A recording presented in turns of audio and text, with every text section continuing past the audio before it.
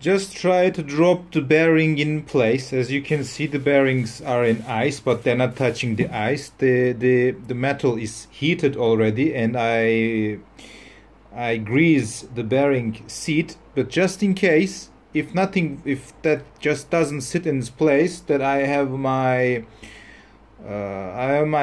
tool, just a socket to place the bearing in place. So let me see if I can just manage to make the bearing fall on its own. You can see the bearing just fall on its own.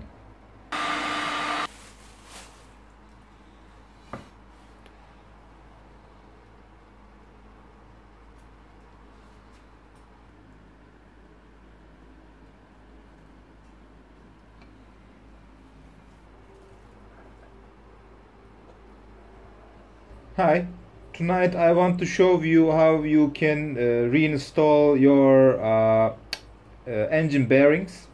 In previous videos I showed you how you can take out the existing bearings, and I guess I will add their links to the top right corner. And as you can see, there are some seats for this. This is the balancing, I guess, crank balancer or whatever it's called. That's the crank bearing, and these are the transmission bearings. And as you can see, the engine block has two sides, and these are all the same. These are transmission, these are for crank, these are for the balancer. And for the sake of the video, I will just use one side to make the video shorter. And I would like to talk about a bit of preparation.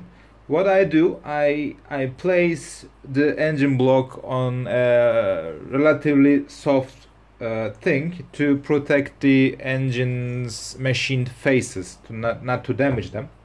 The second thing is I heat the block.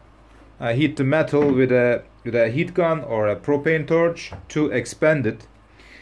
And the other thing, I grease the beds to make the fitting easier. And one extra step I do is I shrink the new bearings in the fridge, in the freezer, and that makes it much more easier to fit the bearings in place. You can, if you are careful, if you have keen hands, you can even press them with your bare hands. You will see in the video.